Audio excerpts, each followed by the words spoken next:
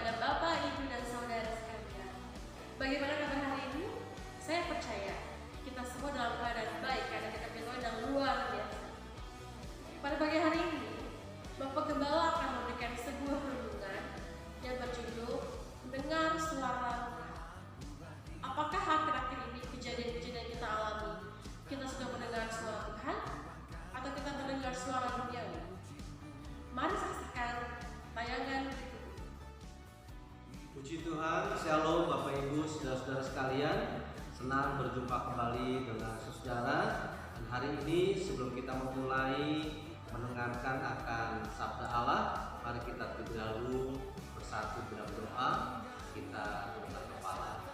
Terima kasih Tuhan, kesempatan yang indah. Pada saat ini kami akan mendengarkan sabda-Mu. Berikan kami telinga untuk mendengar, sehingga apa yang kami dengarkan itu akan memberkati kami. Dalam nama Tuhan Yesus kami sudah berdoa. Haleluya. Amin. Bapak Ibu, saudara-saudara sekalian, hari ini kita akan bersama-sama membahas sebuah topik, mendengarkan suara Allah. Saya akan bacakan terlebih dahulu dari Injil Lukas pasal 11 ayat yang ke-28. Demikian bunyi firman Tuhan. Tetapi ia bersabda, yang berbahagia ialah mereka yang mendengarkan suara Allah dan yang memeliharanya. Amin. Saudara-saudara sekalian yang dikasihi Tuhan Yesus, tentu ketika Tuhan memberikan sabdanya, ada sesuatu yang Tuhan ingin sampaikan kepada kita. Dan saya percaya bahwa sabdanya itu adalah untuk memberkati kita. Sabdanya tentu untuk memberikan perlindungan kepada kita. Tapi jangan lupa juga bahwa ada saatnya bahwa sabda Allah itu juga untuk menegur kita. Nah, hari ini kita bersama-sama bagaimana dampak dari orang yang tidak mendengarkan suara Allah. Kemudian yang kedua, apa manfaat orang yang mendengarkan suara daripada Allah? Kalau kita melihat urutan dari kitab Kejadian, yang pertama kita bahas mengenai dampak orang yang tidak mendengarkan suara Allah. Adam dan Hawa jatuh ke dalam dosa karena mereka tidak mendengarkan suara Allah. Kan Allah berpesan kepada Adam, aku tempatkan engkau di taman Eden ini, semua pohon buahnya boleh kamu makan. Ingat sekali lagi, semua pohon buahnya boleh kamu makan. Karena ada banyak orang kadang-kadang lupa, dia bilang semua pohonnya boleh dimakan, gitu lah, saya nggak enak kan, buahnya boleh dimakan. Tapi ada satu nggak boleh kamu makan. Nah sayangnya dalam proses kehidupan mereka, satu saat Hawa terjebak. Dia tidak mendengarkan suara. Dia petik buah kehidupan, kemudian dia makan. Akibatnya apa saudara? Adam dan Hawa kemudian dikeluarkan dari Taman Eden. Mereka mengalami kematian. Karena Tuhan berkata, ketika engkau makan buah tentang pengetahuan yang baik dan jahat itu, kehidupan itu, ketika kau makan kau akan mati. Mereka mengalami kematian. Mereka mengalami banyak penderitaan. Mereka harus kerja keras. Padahal kalau mereka dengar suara Allah ketika tinggal di Taman Eden, makan tinggal makan, tidur tinggal tidur, teman, dia bisa banyak binatang, mereka kan wah happy. Sayang, ketika Adam dan Hawa dia mulai tidak mendengarkan akan suara Allah. Dia mulai lebih mendengarkan suara iblis. Akhirnya mereka jatuh ke dalam dosa. Kemudian kalau kita lihat dalam perjanjian baru, itu perjanjian lama tadi ya, perjanjian baru, salah satu murid Tuhan Yesus yang namanya Yudas Iskariot. Saya percaya bahwa Yudas di dalam kehidupan yang melihat ada banyak perkara-perkara besar yang Yesus lakukan untuk semua orang. Sakit disembuhkan, yang matanya buta dicelikan, yang lumpuh bisa berjalan. Bahkan Lazarus yang sudah 4 hari meninggal, Tuhan bisa juga kemudian hidupkan bangkit. Cuma sayangnya saudara-saudara sekalian, satu saat Yudas Iskariot mulai tergoda dengan kehidupan. Dia mendekati ahli-ahli Farisi, mereka menawarkan uang banyak kalau Yudas mau menyerahkan gurunya itu Yesus. Dan Alkitab menceritakan berapa kali Yesus memberikan nasihat, berapa kali Yesus memberikan warning. Bahkan pada saat-saat terakhir dalam perjamuan malam, Yesus bilang, ketika Yesus mengajak ke-12 muridnya melakukan perjamuan kudus, kalau kita gitu ya, perjamuan malam terakhir, Yesus berkata bahwa hatiku hari sangat sedih karena ada di antara kalian yang akan mengkhianati. Semua gunakan saya Tuhannya, saya guru ya, saya bukan. Terakhir kemudian Yudas bilang begini sama Yesus, bukan aku ya guru. Yesus berkata, seperti kau kata. Artinya bahwa Yesus sudah mengingatkan. Sayangnya Yudas tidak mendengarkan suara gurunya.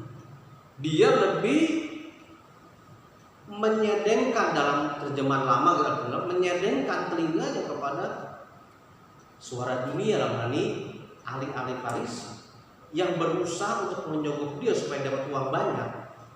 Kalau Yudas mau menyerahkan Yesus. Dan akhirnya saudara sekalian, Yudas menyusun rencana, kemudian Yudas mengkhianati gurunya,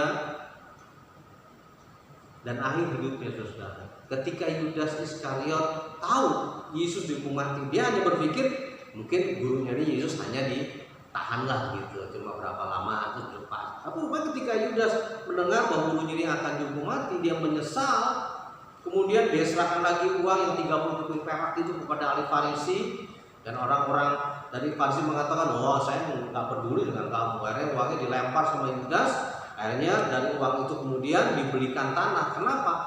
Yudas dia menyesal tapi nggak bertobat. Akhir hidupnya Alkitab mencatat Yudas dia gantung diri. Melihat dua contoh ini bahwa setiap anak-anak Tuhan yang tidak dengar-dengaran, akhir hidupnya itu sangat tragis. Berbeda kalau kita melihat satu contoh mereka yang mau peka akan suara Tuhan. Kembali ke perjanjian yang lama, misalnya Nabi Nuh. Tuhan melihat bahwa manusia kejahatannya sudah begitu di atas rata-rata, dan Tuhan berkata, saya akan musnahkan manusia di muka bumi. Tapi rupanya ada Nuh, dan Tuhan kemudian berfirman kepada Nuh. Nuh peka meresponi. Tuhan bilang, Nuh, saya akan membinasakan umat manusia, tapi kamu saya akan selamatkan. Kamu bikin bahtera, panjangnya berapa? 300 hasta. Lebarnya berapa? 50 hasta. Tingginya berapa? 3. Jadi terperinci. Itu dicatat sama siapa? Nuh. Dia catat. Luar biasa ya. Nanti kalau bahteranya udah kelar tuh, kamu bawa sepasang binatang. Udah catat itu. Jangan lupa ya, buat nanti kamu kan persediaan makan di bahtera, bawa itu. Mau kacang panjang, sorba ayam, gitu kali istilahnya ya, mau bikin suara asam kali apa, bawa tuh. Stok. Nuh, kalau kata Alkitab, nanti Bapak Ibu sudah bisa membaca dalam Kejadian pasal 19, Nuh melakukan tepat apa yang Allah sampaikan. Karena apa? Nuh dia dengar-dengaran. Panjangnya, lebarnya, tingginya, pokoknya dicatat dan dia lakukan dengan tepat. Dan sudah tahu, ketika air bah menguasai bumi, berapa lama saudara? 8 bulan lebih. Ini di karantina nih ya, Nuh nih sama keluarganya. Nuh, istrinya, 3 anak, 3 mantunya. Dan beberapa binatang yang ada di situ tentu untuk stok makan mereka. Nuh awalnya kan kita tahu ketika kita baca 8 bulan lebih, tapi ketika Nuh mengalami Nuh nggak tahu berapa lama tuh, tapi dia tetap taat mendengar suara Tuhan. Dia nggak komplain, dia nggak bilang, aduh Tuhan nih bete nih di Bahtera nih, waduh. Nuh taat. 8 bulan lebih dia ada di Bahtera, karena air bah itu menguasai bumi. Kemudian dalam perjanjian baru kita melihat satu contoh seorang, kalau saya baca di sini saudara sekalian, ini adalah seorang kepala rumah ibadat yang namanya Jairus. Kepala rumah ibadat, ya katakanlah pendeta lah, atau ya ketua gereja gitu ya, ketua majelis.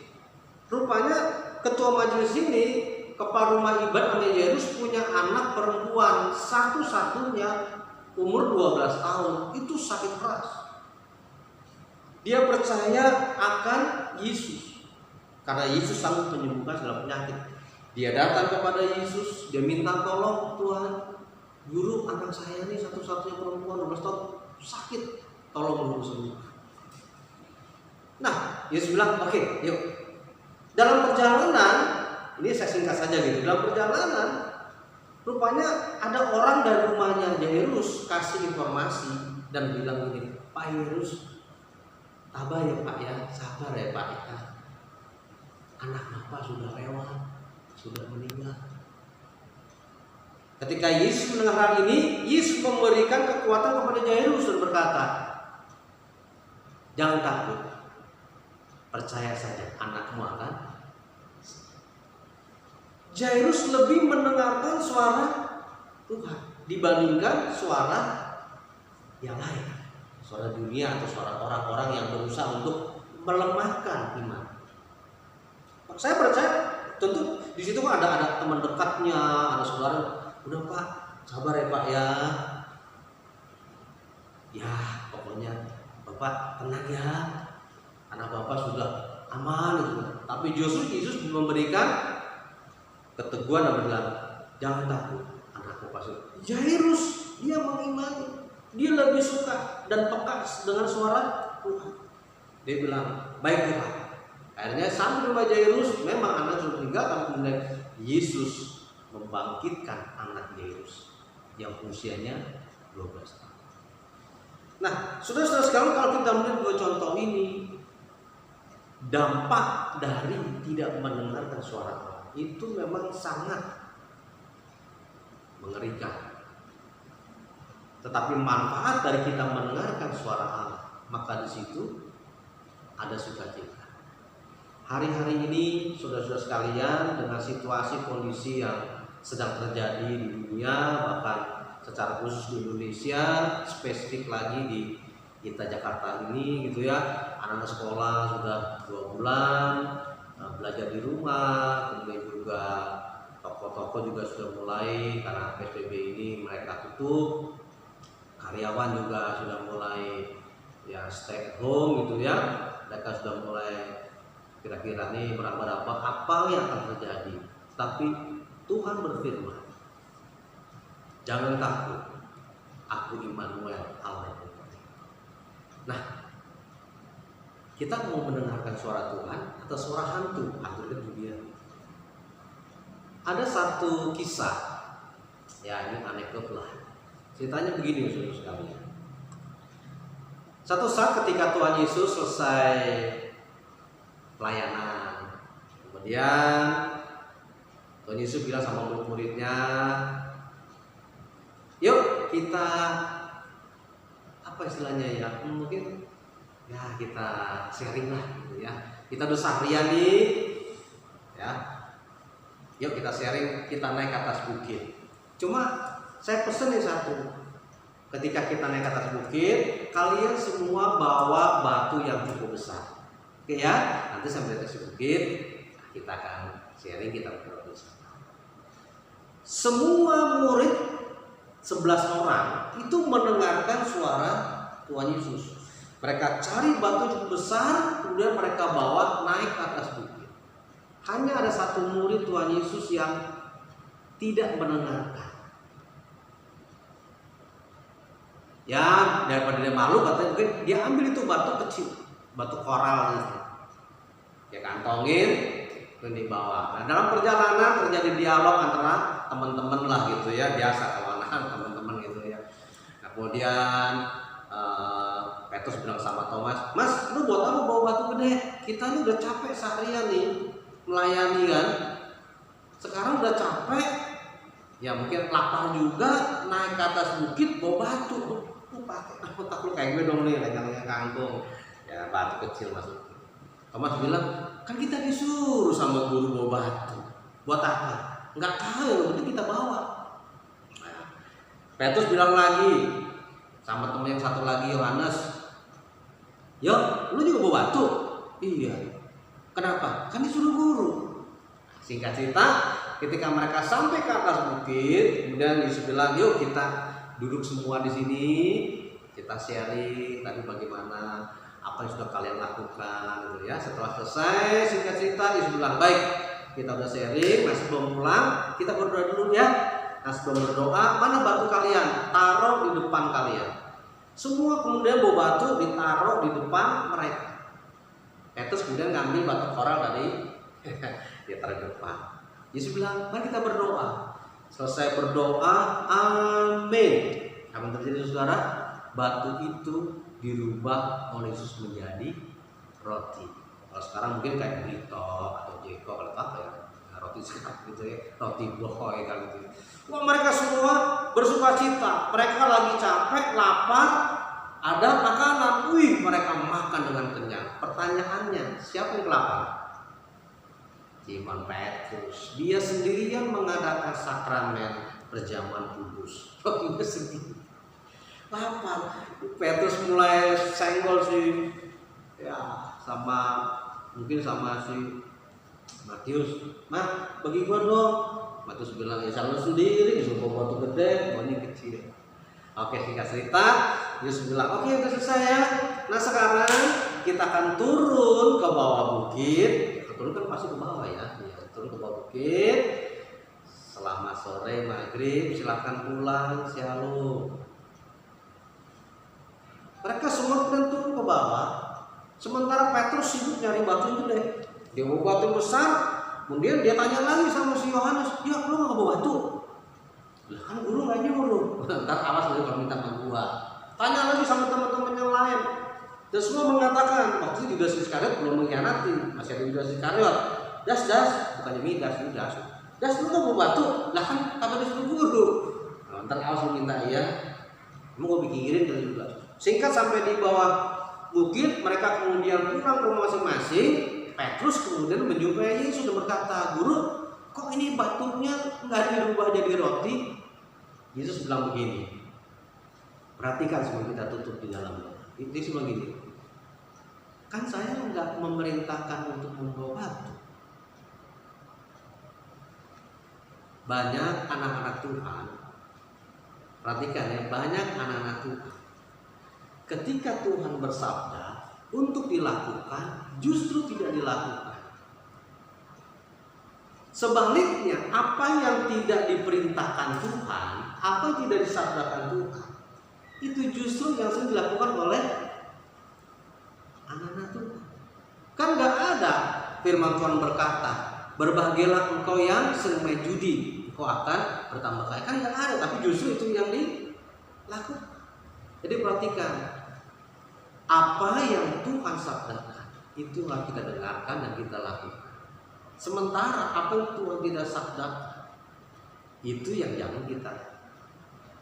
Nah, hari ini belajar dari pengalaman cerita baik Adam dan Hawa, Yudas Iskariot yang tidak dengar-dengaran, sebaliknya Nuh yang dengar-dengaran, Yairus kepala rumah ibadat yang dengar-dengaran. Tentu harapan dan doa saya, kita semua mau lebih peka mendengarkan suara Tuhan dibandingkan suara Tuhan. Hari-hari ini dengan siapa saudara dekat, percayalah bahwa itulah yang terbaik. Kalau sudah dekat dengan Tuhan, Tuhan memberikan yang terbaik. Peka pada suara Tuhan, dengarkan suara Tuhan, lakukan, maka di situ Immanuel Allah kita, Allah menyertai kita. Tuhan memberkati. Mari kita tutup di dalam doa. Amin. Tuhan Yesus, terima kasih untuk kesempatan yang indah di mana kami sudah mendengarkan akan nasihat-Mu. Kami akan membuka telinga kami, lebih suka dengar dengan suara-Mu dibanding dengan suara yang lain. Ampuni dosa kami jika selama ini kami kurang mendengarkan akan suara. Terpujilah nama-Mu. Kami tutup ibadah hari ini hanya dalam satu nama, nama Tuhan kami Yesus Kristus. Haleluya, puji Tuhan, amin. Bagaimana respon kita pada pagi hari ini? Apa kita mau mendengarkan suara Tuhan? Atau kita hanya mengambil jalan pintas, mendengar suara duniawi? Pilihannya ada di Bapak, Ibu, Saudara sekalian. Tentukan pilihanmu pada pagi hari ini dan mulailah melangkah bersama Tuhan. Karena bersama Tuhan kita dapat melewati semua yang ada di hidup kita. Selamat hari Minggu, Tuhan Yesus memberkati. Jaga kesehatan, berpikir positif, dan jaga iman.